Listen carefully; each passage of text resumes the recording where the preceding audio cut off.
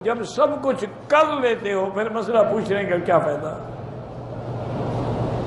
یہ تو پہلے پوچھو نا جی کہ میں طلاق دینا چاہتا ہوں، کیا کروں؟ پھر تمہیں عالم سمجھائے کہ بھئی طہر میں ایک طلاق دو، دوسری نہ دینا، تاکہ رجوع کرنا پڑے تو ہو جائے۔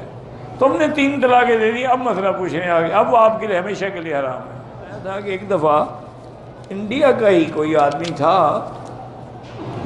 بڑا پڑھا لکھا سمجھدار آدمی لگتے تھے، میاں بیوی، وہ میرے پاس آئے اور مجھے ملے، کہنے لگا جی بات یہ ہے کہ میں نے غصے میں آ کے بیوی کو 3 طلاقیں دے دی ہیں،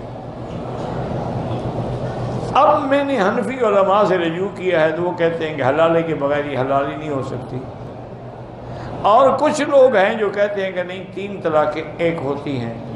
میں نے کہا مجھے تم بتاؤ کہ میرے پاس کیوں آئے ہو؟ انہوں نے کہا جی میں اس لیے آیا ہوں کہ میری بیوی جو ہے نا وہ اتنی خوبصورت ہے کہ فلاں سن میں وہ مس انڈیا منتخب ہوئی تھی، اب میں ڈرتا ہوں کہ کسی کے ساتھ شادی کروں، آپ ایسا کریں گے آپ شادی کر لیں، ہمیں آپ پر اعتماد ہے، تو آپ جو ہے اس کے بعد طلاق دے دیں۔ میں نے کہا میں کوئی پاگل تو میں سارے مکے میں نظر آیا ہوں؟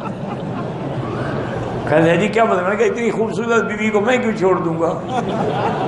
میں نے کہا پاگل آدمی، ہم تو بلوچ لوگ ہیں، ہم تو گھوڑا گدھا بھی اپنا نہیں چھوڑتے، تم کہتے بیوی چھوڑ دو گے؟ پھر کیا کروں؟ میں نے کہا تم جانو، تمہارا کام جانا، میں کیا کروں؟ تو یہ پہلے غلطی کر لیتے ہیں، پوچھتے بعد میں، یہ غلط بات ہے نا جی۔ تو تم بھی یہی مسئلے کرتے ہو، پہلے طلاق دے دیتے ہو، آپ بندہ ڈھونڈتے رہتے ہو جی کرائے پر آپ کو مل جائے ایک رات کے لیے۔ اس پہ اللہ کے نبی نے لعنت بھیجی ہے جو 1 رات یا 2 راتوں کے لیے شادی کرے۔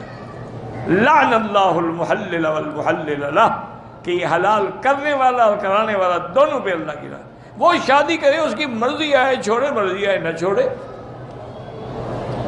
یا مر جائے۔ وہ ہمارے علاقے میں تھے کہ بڑا نام مجھے بھول گیا، سمارے خان یا کیا نام تھا، بلوچ تھا، تو کہنے لگا مکی صاحب میں نے بیوی کو طلاق دے دی ہے اور طلاقیں میں نے 3 دی، اب میں جاہل ہوں، جٹ ہوں، کچھ ہوں، لیکن میں حنفی مسلک سے بدلتا نہیں ہوں۔ اب اس کا حل ہے کہ وہ عورت کسی سے شادی کرے۔ اچھا اگر ایسا ہو سکتا ہے کہ میں کسی سے شادی کر دوں اور وہ نہ چھوڑے تو میں اس کو قتل کر دوں، پھر تو بیوی تو حلال ہو جائے گی۔ ان کو بدبخت بیوی حلال ہو جائے گی، تم قتل کے مجرم بن جاؤ گے۔ کہتے ہاں یہ مسئلہ بھی مشکل ہے۔